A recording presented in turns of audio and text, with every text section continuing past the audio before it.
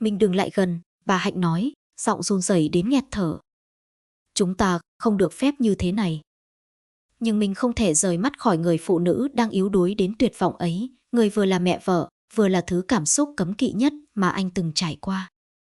Khoảnh khắc hai ánh mắt chạm nhau, không khí như bị xé toạc. Không còn lý trí, không còn khoảng cách. Chỉ còn hai con người đang bị kéo vào một thứ gì đó, nguy hiểm hơn cả tội lỗi. Mình dừng lại đi. Còn không thể nữa rồi mẹ ơi. Và chính giây phút họ vượt qua ranh giới ấy, cũng là giây phút kéo theo một bi kịch không ai có thể cứu vãn. Chào mừng bạn quay trở lại với kênh Chuyện Đêm. Hôm nay chúng ta cùng lắng nghe câu chuyện giữa con rể và mẹ vợ đang độ hồi xuân. Mời bạn lắng nghe.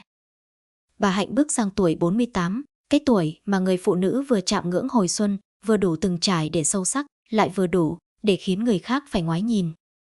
Dù đã làm mẹ, làm vợ và thậm chí làm góa phụ suốt nhiều năm, bà vẫn giữ được một vẻ đẹp khiến bất kỳ ai gặp cũng thấy khó mà quên được. Làn da bà không còn trắng mịn như tuổi đôi mươi, nhưng lại mang nét mặn mà của phụ nữ từng trải mềm mại, đầy đặn và có gì đó rất đàn bà.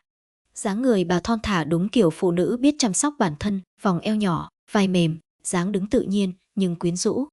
Bà không bao giờ ăn mặc hở hang, nhưng sự chỉn chu của bà chiếc váy ôm nhẹ, mái tóc buộc nửa, hương thơm dịu nhẹ đủ khiến người đối diện thấy bà đẹp một cách trưởng thành và nóng bỏng ở sự chín muồi. Gương mặt bà trầm lắng, ánh mắt lúc nào cũng như đang suy nghĩ điều gì xa xăm. Đôi mắt ấy đã từng trải qua mất mát, lại càng trở nên quyến rũ hơn, vì trong đó có sự dịu dàng của một người phụ nữ biết cách lắng nghe, cũng có chút cô đơn khiến người ta muốn đến gần. Bà Hạnh sống một mình đã lâu. Những buổi tối trong căn nhà rộng, chỉ có tiếng đồng hồ và tiếng gió, khiến bà thỉnh thoảng chậm lại, đặt tay lên ngực, tự hỏi mình còn được mấy phần phụ nữ như xưa. Nhưng lạ thay, chính lúc phụ nữ tưởng mình tàn lụi, lại là lúc họ đẹp nhất. Đẹp vì họ biết mình muốn gì. Đẹp vì họ không còn nông nổi, nhưng vẫn còn đủ mềm mại để khiến trái tim đàn ông rung lên nếu vô tình chạm phải. Và đôi khi, chính bản thân bà cũng không nhận ra mình hấp dẫn đến mức nào. Bạn bè từng chiêu. Góa phụ như bà mà chịu khó mở lòng, trai theo đầy. Đàn ông U30, U40 còn thích người phụ nữ chín, biết điều như bà. Bà chỉ cười. Nhưng sâu trong đáy lòng, bà hiểu mình vẫn còn đầy đủ tất cả sự quyến rũ của một người phụ nữ trưởng thành. Chỉ là bà giấu nó sau sự điềm tĩnh, sau những năm tháng cam chịu và sau một cuộc đời quá nhiều hy sinh. Và cũng chính sự quyến rũ trưởng thành ấy đã vô tình khiến Minh, con rể bà, để ý nhiều hơn mức cần thiết. Cũng từ đây, câu chuyện bắt đầu đi vào vùng cảm xúc mà không ai trong họ lường trước. Minh 32 tuổi, một người đàn ông sinh ra trong gia đình bình thường, không tài giỏi xuất chúng nhưng chăm chỉ, biết nghĩ cho người khác và sống tình cảm. Anh luôn tin rằng chỉ cần mình chân thành, gia đình sẽ luôn ấm êm. Nhưng hôn nhân không đơn giản như những gì anh từng nghĩ. Mai, vợ anh, một phụ nữ thông minh, bản lĩnh, dồn hết sức lực vào sự nghiệp. Sau kết hôn, cô càng bận rộn hơn, tham gia nhiều dự án, nhiều cuộc gặp gỡ, nhiều trách nhiệm. Cô không sai, chỉ là cô càng lúc càng ít dành thời gian cho chồng. Còn Minh, từ một người đàn ông vui vẻ, ấm áp, lại dần trở thành người lặng lẽ. Những bữa cơm ít người ngồi chung. Những tin nhắn hôm nay em về muộn ngày càng nhiều. Những tối vợ ngủ gục trên bàn làm việc, bỏ mặc anh trong căn phòng tối, chỉ còn ánh đèn ngủ nhạt nhòa. Mình thương vợ nhưng cũng mệt mỏi. Mệt vì sự cố gắng của mình không còn được đáp lại. Mệt vì cảm giác có vợ mà giống như không. Dần dần, mình ngại nói ra buồn phiền vì mỗi lần mở lời là cãi nhau. Mai thì cho rằng anh không hiểu cho sự nghiệp của cô. Anh thì cảm thấy cô không hiểu nỗi cô đơn của mình. Một khoảng cách vô hình cứ thế lớn lên giữa hai người. Có những đêm mình ngồi trên ghế sofa, nhìn căn phòng tối, tự hỏi. Mình có còn quan trọng với cô ấy không? Hay mình chỉ là người ở chung nhà, làm đúng vai trò chồng? Và chính trong những khoảng trống ấy, bà Hạnh, mẹ vợ anh, lại là người duy nhất nhận ra sự thay đổi trong ánh mắt mình. Một buổi tối, khi mình về nhà với vẻ mặt mệt mỏi, bà hỏi. Con sao vậy? Mình chỉ cười nhạt. Không có gì đâu mẹ, chắc con bận. Nhưng bà Hạnh nhìn sâu vào mắt anh, bà biết đó không phải mệt mỏi của công việc, đó là sự hụt hẫng của một trái tim đang bị bỏ quên. Từ những câu hỏi thăm đơn giản, đến những tách trà nóng mỗi khi mình về muộn, đến những buổi bà khuyên anh đừng bỏ cuộc trong hôn nhân. Dần dần, Mình thấy ở bà Hạnh điều mà anh không còn cảm nhận được ở vợ. Sự lắng nghe, sự quan tâm nhẹ nhàng, một cảm giác ấm áp rất phụ nữ. Điều đó khiến mình bối rối. Bởi anh biết mẹ vợ chỉ đang tốt bụng. Nhưng sự tốt bụng của một người phụ nữ chín muồi lại dễ khiến trái tim đàn ông lạc nhịp, nhất là khi anh đang cô đơn nhất. Mình không cố ý tìm kiếm một cảm xúc khác ngoài hôn nhân.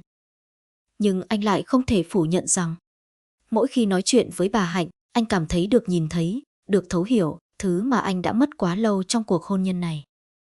Và chính từ những khoảng trống đó, câu chuyện bắt đầu trượt khỏi ranh giới mà cả hai không ngờ tới. Tất cả bắt đầu từ những điều nhỏ bé, tưởng chừng vô hại. Một buổi chiều mưa tầm tã, Minh trở về nhà trong bộ dạng ướt sũng. Mai lại đi công tác xa 3 ngày, để lại căn nhà lạnh tanh không hơi người. Bà Hạnh vừa từ bếp bước ra, thấy Minh run nhẹ vì lạnh. Con mau thay đồ đi, để mẹ lấy khăn cho. Giọng bà nhẹ, ấm, đầy sự quan tâm của một người phụ nữ từng trải. Minh gật đầu, nhưng trong khoảnh khắc đó, anh không hiểu sao lại thấy lòng mình trùng xuống một cảm giác được chăm sóc mà anh đã quên mất từ rất lâu. Khi Minh bước xuống sau khi thay áo, bà Hạnh đưa anh tách trà nóng, cả hai ngồi đối diện nhau trong phòng khách vắng. Ánh đèn vàng hắt lên khuôn mặt người phụ nữ tuổi 48 dịu dàng, nhưng quyến rũ theo cách rất đàn bà. Còn Minh đôi mắt đỏ vì mệt mỏi, vì cô đơn, vì cả sự tủi thân không biết nói với ai. Còn với Mai dạo này có chuyện phải không? Bà hỏi nhẹ, nhưng mình nghe rõ sự thấu hiểu trong giọng bà. Mình im lặng một lúc rồi thở dài. Cô ấy càng ngày càng xa con, mẹ ạ, con nói gì cũng không được. Con thấy mình như người thừa trong cuộc đời cô ấy. Giọng Minh run, không phải vì lạnh, mà vì nỗi buồn đã dồn nén quá lâu. Bà Hạnh nhìn anh, ánh mắt trùng xuống. Bà thương con gái, nhưng trong giây phút đó, bà lại thương mình nhiều hơn. Con đừng buồn. Phụ nữ đôi khi bị cuốn theo công việc mà quên mất cảm xúc của người bên cạnh. Nhưng rồi mai cũng sẽ nhận ra. Còn không chắc nữa, Minh cười buồn. Một sự im lặng rất lạ bao trùm căn phòng. Không khó chịu, mà lại khiến cả hai cảm nhận rõ sự tồn tại của nhau. Một im lặng khiến ranh giới bắt đầu mờ đi. Bà Hạnh đặt tay lên tay Minh, chỉ muốn an ủi. Nhưng chính khoảnh khắc đó, trái tim Minh như ngừng lại một nhịp. Lâu lắm rồi, anh mới cảm nhận được sự mềm mại, sự ấm áp từ một bàn tay phụ nữ. Minh khẽ ngẩng lên. Ánh mắt hai người chạm nhau. Một cái nhìn kéo dài hơn mức bình thường, ở đó có sự cảm thông, nhưng cũng có điều gì đó, không được phép gọi tên. Bà Hạnh lập tức rủ tay lại. Mẹ xin lỗi mẹ chỉ. Con hiểu mà mẹ, đừng lo, Minh nói nhỏ. Nhưng sự lúng túng ấy vô tình khiến trái tim họ đập nhanh hơn. Từ hôm đó, không ai nói về khoảnh khắc ấy, nhưng cả hai đều nhớ. Nhớ rõ đến mức chỉ cần nhìn nhau là tim lại rung lên một nhịp. Một tối khác, Minh sửa bóng đèn trong bếp giúp bà Hạnh. Lúc bước xuống ghế, anh trượt chân. Bà hốt hoảng nhào tới đỡ, vô tình ôm lấy anh. Cả hai đứng sát đến mức nghe rõ hơi thở của nhau. Mẹ Minh, con có sao không? Không chỉ lặng. Cả hai cùng im lặng. Khoảnh khắc ấy dài đến mức nguy hiểm. Họ hiểu chuyện gì đang xảy ra. Họ biết đây là con đường không được đi. Nhưng cảm xúc không phải lúc nào cũng nghe theo lý trí.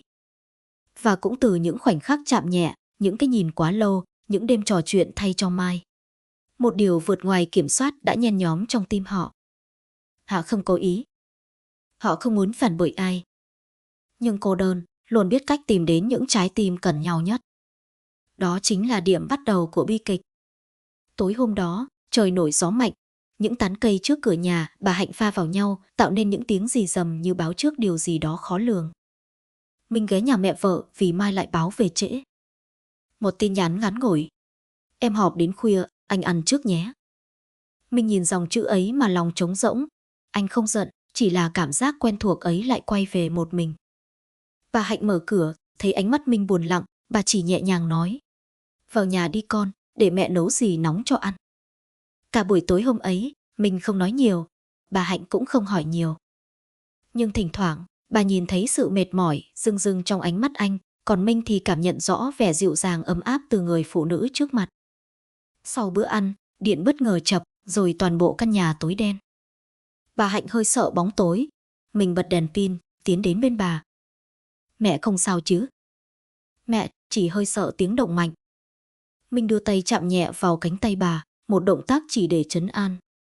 Nhưng trong bóng tối, sự gần gũi ấy khiến nhịp tim cả hai trở nên khác thường. Mẹ, nếu mẹ sợ thì cứ lại đây, con ngồi cạnh mẹ. Bà Hạnh không đáp, nhưng bước chân bà khẽ dịch lại gần. Ánh đèn pin yếu ớt, tiếng gió rít ngoài cửa và khoảng cách giữa họ chỉ còn vài chục cm. Khoảnh khắc ấy, Hạnh và Minh đều cảm thấy rõ. Họ không chỉ đang ngồi gần nhau, họ đang dựa vào nhau. Minh giọng bà ru nhẹ, dạ, con đừng để cảm xúc làm mình lạc đường. Minh nhìn bà thật lâu. Một cái nhìn chứa đầy những điều họ đã cố tránh từ rất lâu.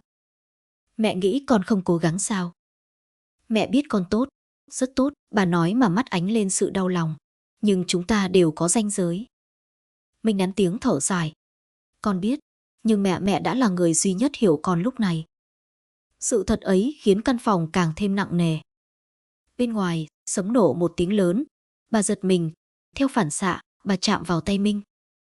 Cả hai cùng sững lại. Đó là khoảnh khắc cuối cùng mà lý trí còn cố níu. Rồi, không ai nói thêm một lời nào nữa. Không có sự vội vã. Không có điều gì thô tục. Chỉ là hai con người cô đơn quá lâu, tựa vào nhau trong bóng tối. Khoảnh khắc họ vượt qua ranh giới ấy là khoảnh khắc cả hai đều biết. Từ đây, mọi thứ sẽ không bao giờ còn như trước nữa. Bà Hạnh run nhẹ, vừa tựa vào Minh, vừa cảm thấy trái tim mình đập nhanh đến mức đau thắt. Minh cũng vậy, vừa thấy ấm áp, vừa thấy lòng mình hỗn loạn. Họ không biết là bao lâu đã trôi qua. Chỉ biết khi điện sáng lại, cả hai đều tránh ánh mắt nhau. Minh đứng lên trước, giọng khàn. Con xin lỗi. Bà Hạnh khép tay lại, giọng nghẹn nghẹn. Con không sai một mình, mẹ cũng vậy. Sự im lặng phủ lên căn nhà như một tấm chăn nặng. Cả hai đều hiểu. Họ đã tạo nên một bí mật mà chỉ cần một tia sáng lọt ra, tất cả sẽ sụp đổ. Sáng hôm sau, Mai rời nhà từ rất sớm. Cô vội đến mức chỉ kịp nói. Anh ăn sáng đi nhé, trưa em họp liên tục. Rồi cô bước ra cửa, để lại căn nhà lạnh lẽo sau lưng. Minh đứng nhìn cánh cửa vừa đóng lại, lòng hụt hẫng. Anh đã quen với việc vợ luôn bận. Nhưng cái cảm giác mình không còn là ưu tiên của cô ấy vẫn khiến tim anh thắt lại. Bà Hạnh từ trong bếp bước ra, tóc búi gọn, khuôn mặt thanh tú, nhưng phảng phất nỗi buồn khó tả khi nhìn thấy Minh thở dài. Mày lại đi sớm hả con? Dạ, cô ấy bận. Bà muốn nói điều gì đó, nhưng lại thôi. Thay vào đó, bà đặt lên bàn một ly nước cam vừa ép, vẫn còn hơi lạnh. Con uống đi cho đỡ mệt. Mẹ lúc nào cũng quan tâm con như vậy. Minh nói câu ấy bằng giọng cảm kích, nhưng ánh mắt của anh lại mang một nỗi cô đơn sâu hơn nhiều điều bà Hạnh tưởng. Bà ngồi xuống đối diện anh. Ánh nắng sớm xuyên qua ô cửa, chiếu lên gò má bà, khiến bà trông dịu dàng và lạ lùng quyến rũ. Không phải quyến rũ của một cô gái trẻ đầy nông nổi, mà là nét quyến rũ của người phụ nữ từng trải, đằm thắm, hiểu đời, thứ mà một người đàn ông cô đơn dễ dàng chạm phải. Mình nhìn xuống ly nước cam, nhưng tim anh lại đang hướng về bà. Bà Hạnh khẽ nói, giọng trầm ấm đến mức khiến không khí trong phòng căng lên. Minh này, con đừng giữ mọi thứ trong lòng mãi như thế. Con không trách mày. Nhưng con đang buồn đúng không? Minh ngẩng lên. Ánh mắt bà dịu dàng đến mức khiến anh gần như mất kiểm soát chính mình. Khoảnh khắc ấy, bà Hạnh cũng hơi run. Bà cảm nhận rõ sự thay đổi trong ánh mắt Minh, thứ ánh mắt mà người phụ nữ nào cũng hiểu. Bà quay đi định đứng lên, nhưng Minh vô thức chạm nhẹ vào cổ tay bà để giữ lại. Một cái chạm rất nhỏ, nhưng đủ để cả hai lặng người. Minh, con đừng như vậy, bà khẽ nói, giọng run nhẹ. Con xin lỗi, nhưng con không còn chịu nổi nữa. Lời nói ấy khiến tim bà nghẹn lại. Không phải vì sai trái, mà vì nó thật. Nó đúng với cảm xúc của chính bà. Suốt thời gian qua, bà đã cố né tránh, cố giữ khoảng cách, cố giả vờ rằng trái tim mình không rung động. Nhưng ngay lúc này, trong căn nhà chỉ có hai người. Tất cả những điều bà cố kiềm chế lại trào dâng mạnh hơn bao giờ hết. Bà khẽ nói, như đang tranh đấu với chính mình. Chúng ta không nên để cảm xúc đi quá xa. Con biết. Vậy sao con? Vì bây giờ, mẹ là người duy nhất khiến con cảm thấy mình còn được nhìn thấy. Câu nói ấy như một nhát cắt sâu vào những tổn thương âm thầm của bà Hạnh. Bà cúi xuống định rút tay lại. Nhưng Minh nắm chặt hơn không mạnh, chỉ vừa đủ để bà hiểu rằng anh đang tuyệt vọng. và bà không còn đủ cứng rắn để từ chối nữa. Tim bà đập thình thịch. Không phải vì sợ, mà vì cảm xúc đã bị dồn nén quá lâu.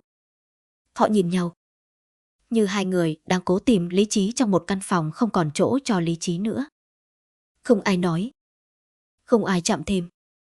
Nhưng sự im lặng ấy chính là lúc ranh giới cuối cùng bị bẻ gãy. Một bước chân, một hơi thở, một cú nghiêng người nhẹ. Tất cả đều trôi theo một quỹ đạo mà cả hai không còn kiểm soát được. Và rồi, họ đã đi qua giới hạn. Trong một buổi sáng mà đáng lẽ ra họ phải tránh xa nhau nhất. Không ồn ào, không vội vã. Chỉ là hai trái tim cô đơn, đã quá lâu không được yêu thương. Khi mọi thứ kết thúc, bà Hạnh ngồi lặng, đôi bàn tay đan vào nhau run rẩy. Mình chuyện này không thể lặp lại nữa. Con biết. Nhưng sao, mẹ lại không dừng lại được? Vì con cũng vậy. Cả hai đều cúi đầu. Không ai nói thêm lời nào.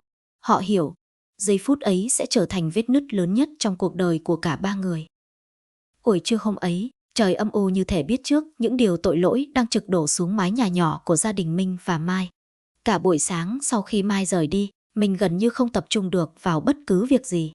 Dù cố tự trấn an bản thân, từng khoảnh khắc giữa anh và bà Hạnh cứ như bóng ma len lỏi trong đầu, khiến anh bối rối, sợ hãi và đầy mâu thuẫn.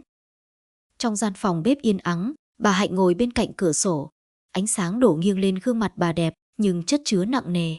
Vẻ rạng rỡ nóng bỏng của người phụ nữ hồi xuân dường như biến mất, thay vào đó là sự run rẩy rất khó gọi tên. Bà không nói, mình không dám mở lời. Không khí cứ như có thể cắt được. Cuối cùng, chính bà Hạnh là người phá vỡ khoảng lặng. Mình, chuyện lúc nãy, chúng ta không nên để nó xảy ra, giọng bà nhỏ, nhưng run và đứt quãng. Mình cúi đầu, hai bàn tay đan chặt. Con biết, con thật sự biết, nhưng con không hiểu sao mình lại mất kiểm soát như vậy. Bà Hạnh khẽ quay đi, đôi mắt đỏ hoe. Càng lớn tuổi, người ta càng yếu đuối Minh à.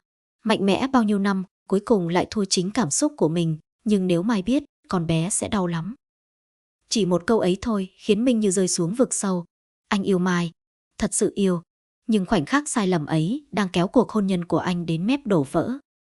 Hạnh tiếp lời. Minh, từ hôm nay, chúng ta phải dừng lại. Phải coi như chưa từng có gì cả. Nếu không, mọi thứ sẽ tan thành tro. Nhưng mình biết, có những thứ một khi đã vượt qua giới hạn, thì dù cố quên cũng không bao giờ quay lại như cũ. Buổi chiều, Mai về nhà sớm hơn thường lệ. Cô vui vẻ hồn nhiên, chẳng hề biết cơn sóng ngầm đang cuộn bên dưới sự bình yên ấy. Mình nhìn vợ mà tim thắt lại. Bà Hạnh tránh ánh mắt cả hai, tay cứ run lên khi rót nước. Trong lòng mỗi người một bí mật đang lớn dần, nặng dần và đè lên trái tim họ như tảng đá. Mình biết, sớm muộn gì cũng sẽ đến lúc mọi thứ nổ tung. Nhưng anh chưa sẵn sàng, và bà Hạnh cũng vậy. Một sai lầm đang từ từ biến thành một bi kịch.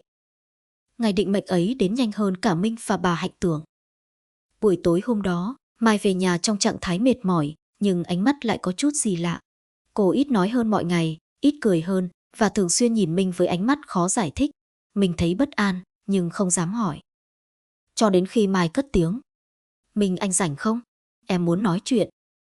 Giọng cô nhỏ nhẹ, nhưng có gì đó làm sống lưng mình lạnh toát. Hai người ngồi xuống ghế sofa.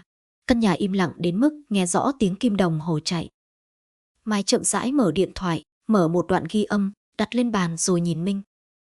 Em muốn anh nghe thử cái này. Tim Minh đập mạnh, anh không hiểu. Nhưng khi đoạn ghi âm vang lên, toàn thân anh như chết lặng. Đó là giọng của bà Hạnh. Và là giọng của chính anh.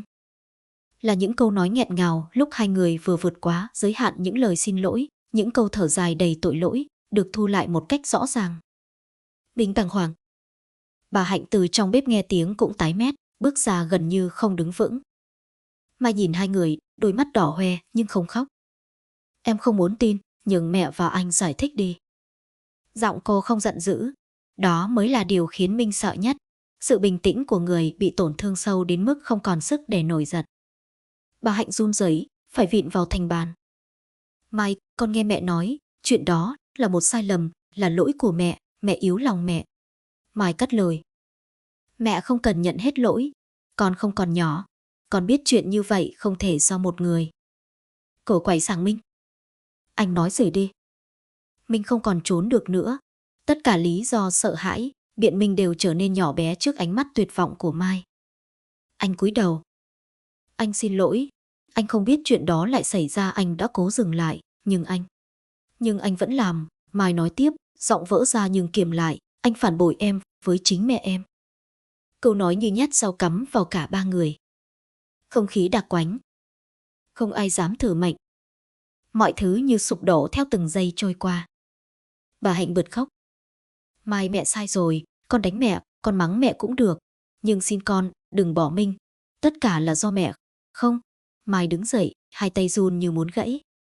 Con không trách mẹ, vì mẹ chỉ là người yếu lòng. Mai nhận lại, nhìn Minh lần cuối. Nhưng anh là chồng em. Anh là người con tin tưởng nhất. Một giọt nước mắt rơi xuống. Vậy mà anh lại đâm em một nhát chí mạng nhất trong đời. Cô không hét, không đánh, không chửi. Cô chỉ quay đi lấy áo khoác. Mẹ ở nhà nghỉ ngơi, con cần ra ngoài một lát. Cửa đóng lại. Căn nhà chìm vào một khoảng lặng đau đớn đến nghẹt thở. Bà Hạnh ngã xuống ghế, ôm mặt nức nở. Minh ngồi bất động như một kẻ vừa mất tất cả, đôi mắt đỏ rực vì hối hận. Bí mật đã không còn là bí mật. Và bi kịch chính thức bắt đầu. Mai biến mất suốt 2 ngày. Điện thoại không bắt máy, cũng không nhắn một dòng. Minh như người phát điên. Anh chạy khắp nơi tìm, từ cơ quan của Mai, bạn bè, đến những nơi cô hay đến mỗi khi buồn. Nhưng tất cả đều chỉ lắc đầu. Bà Hạnh nhìn Minh mà đau đến xé lòng. Lỗi lớn nhất cuộc đời bà lại gieo vào chính con gái mình. Đến ngày thứ 3 Mai trở về nhà. Cô đứng trước cửa, gầy đi, mắt sưng đỏ, đôi vai chĩu xuống như người vừa trải qua một cơn bão không thể kể bằng lời. Mình lầu ra. Mai, em đi đâu vậy? Anh lo cho em. Mai rửa tay ngăn lại. Mình, chúng ta cần nói chuyện. Lần cuối. Căn phòng khách tối lại dù đèn sáng. Không ai nói một lời trong vài phút. Chỉ có tiếng thở nặng nề của một trái tim sắp tan vỡ. Mai bắt đầu. Em đã nghĩ rất nhiều về anh, về mẹ, về cuộc hôn nhân này. Cô đưa mắt nhìn Minh, đôi mắt từng đầy tin tưởng, giờ chỉ còn lại sự mệt mỏi. Minh, em yêu anh, nhưng em không còn đủ dũng khí để sống mỗi ngày với hình ảnh hai người phản bội em ngay trong chính ngôi nhà này. Minh nghẹn giọng. Anh xin lỗi, cho anh thêm thời gian, anh sẽ bù đắp cho em, anh thề. Mai bật khóc. Minh, tình yêu của em không còn đủ mạnh để chữa lành vết thương mà anh gây ra nữa rồi. Bà Hạnh quỳ xuống trước con gái. Mai, mẹ sai rồi, con muốn đánh, muốn mắng mẹ đều chịu. Nhưng đừng bỏ nhau, mẹ không muốn vì mẹ mà hai đứa tan nát. Mai lắc đầu, giọng run bần bật. Con không trách mẹ nữa, nhưng con không thể quên. Gió ngoài hiên thổi vào lạnh buốt. Cả căn nhà như đông lại. Mai cầm tối đứng dậy. Từ hôm nay, con về nhà dì ở. Con cần thời gian. Và có lẽ chúng ta không còn cách nào để quay lại như trước nữa. Minh bật dậy, ôm lấy tay vợ, giọng vỡ ra. Mai, đừng đi, anh sai rồi. Anh sẽ làm mọi thứ. Anh. Mai rút tay ra, nước mắt lăn dài. Anh yêu em, nhưng anh lại không bảo vệ được em khỏi chính mẹ em. Vậy thì em còn ở lại để làm gì? Cô bước ra khỏi nhà, không quay lại. Cánh cửa đóng lại một tiếng thôi, nhưng như đập nát cả trái tim Minh. Tối hôm ấy, Minh ngồi ở phòng khách suốt hàng giờ, như một cái bóng. Bà Hạnh lặng lẽ nhìn con rể một người đàn ông đang trả giá cho sai lầm bằng chính gia đình của mình. Bà bước đến, đặt tay lên vai Minh, giọng nghẹn. Minh, chuyện này là lỗi mẹ. Mẹ sẽ rời đi. Mẹ về quê. Mai sẽ bớt tổn thương hơn nếu mẹ không còn ở đây. Minh lắc đầu, nhưng nước mắt rơi xuống không kiểm soát. Con không đáng được tha thứ, mẹ à. Bà Hạnh quay mặt đi, giấu dòng lệ nóng. Không ai đáng bị trừng phạt bằng cách phải sống cả đời với tội lỗi của mình đâu, nhưng đôi khi, đó chính là quả báo. Sáng hôm sau, bà Hạnh rời đi trong lặng lẽ. Mình trở về căn nhà trống trải, không Mai, không tiếng nói cười. Không bóng dáng người mẹ vợ hiền hậu ngày nào. Chỉ còn lại anh với một vết thương tự anh tạo ra mà cả đời không thể chữa. Mai không quay lại nữa. Minh sống một mình nhiều năm sau, âm thầm chấp nhận cái giá phải trả cho một lần mất kiểm soát. Còn bà Hạnh, cuối đời cũng không dám gặp lại con, mang theo nỗi ân hận như một vết sẹo không bao giờ lành. Ba con người, ba trái tim đều tan nát, đều trả giá, chỉ vì một phút yếu lòng. Đôi khi sai lầm không phá hủy cuộc đời ta bằng tiếng nổ lớn. Nó phá hủy bằng sự im lặng kéo dài đến nghẹt thở. Nếu bạn thấy câu chuyện này chạm đến cảm xúc, đừng quên nhấn like, đăng ký kênh và bật chuông thông báo để không bỏ lỡ những tập tiếp theo. Mỗi lượt tương tác của bạn là động lực lớn giúp mình tiếp tục viết những câu chuyện sâu sắc và đầy cảm xúc hơn nữa. Cảm ơn bạn đã lắng nghe.